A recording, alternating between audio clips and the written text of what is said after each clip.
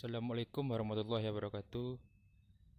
Saya Askolani Al-Sawiti, NIM 19230008.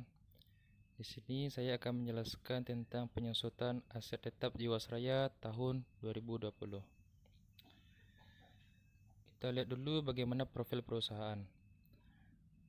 Nama PT Jiwasraya, nama PT Asuransi Jiwasraya milik pemerintah Indonesia. Anak usaha PT Mitras Raya Adi Jasa, PT Jiwasraya Putra.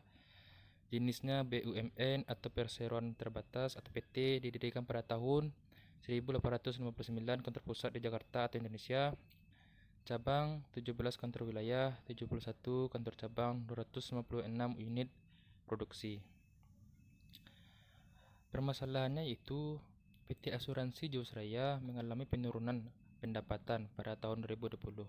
Pendapatan PT Asuransi Jiwasraya hanya 1,94 triliun, sedangkan pada tahun 2019 yang mencapai 2,15 triliun. Yang kedua, investasi Jiwasraya juga mengalami penurunan. Hal ini terjadi karena menurunnya nilai pasar. Pada tahun 2020, Jiwasraya mencatat tidak ada perolehan dari nilai premi. Sedangkan dari laporan keuangan tahun 2019, nilai perolehan premi tercatat sebesar 3,8 triliun dan pembayaran klaim mencapai 14,8 triliun.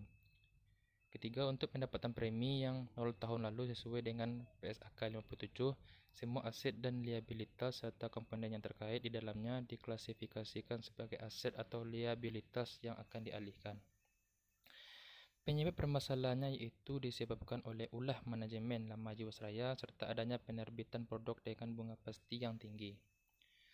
Faktor-faktor yang mempengaruhi permasalahannya ada beberapa faktor, yaitu produk-produk yang merugi atau negatif spread dan underpricing atau harga kemurahan, kinerja pengelolaan aset yang rendah, kualitas aset investasi dan non-investasi yang kurang liquid, sistem pengendalian perusahaan yang masih lemah, tata kelola perusahaan yang kurang baik, sistem informasi yang tidak andal, kantor cabang yang tidak produktif, biaya operasional yang tidak efisien, akses permodalan yang terbatas, kurangnya inovasi di bidang produk dan layanan, kualitas SDM asuransi yang terbatas, dan budaya kerja dan sarana dan prasarana kerja yang belum modern.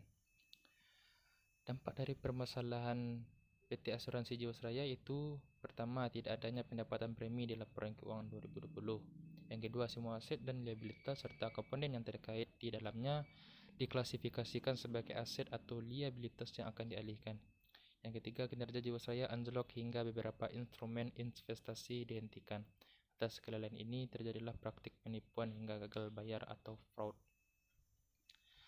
Solusi terhadap permasalahannya itu, untuk menyelamatkan pemegang polis Jiwasraya, tim percepatan restrukturisasi Jiwasraya tengah menggenjot program restrukturisasi sampai pada tanggal 8 April 2021. Kementerian BUMN mengklaim sudah ada 90% pemegang polis Bancassurans yang menyetujui program restrukturisasi. 30 Maret 2021 terdapat sebanyak 71% atau 131.111 peserta dari pemegang korporasi menyetujui program tersebut. Terdapat pula 80% atau 110.829 pemegang polis retail yang sudah menyepakati program restrukturisasi. Kesimpulannya itu, yang pertama, Asuransi Jiwasraya merupakan perusahaan asuransi jiwa tertua di Indonesia yang merupakan cikal bakal dari perusahaan asuransi jiwa milik Belanda Nil Lilmich Fund 1859 yang akhirnya dinasionalisasikan dan menjadi milik negara pada tahun 1960.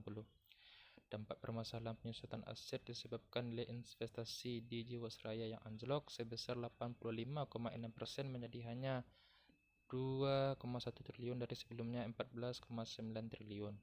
Penyebab permasalahan PT Jiwasraya ini disebabkan oleh manajemen lama yang tidak peduli dengan kinerja perusahaan dan lalai dalam penerbitan produk yang memiliki bunga tinggi sampai adanya fraud pada perusahaan. Sekian, terima kasih.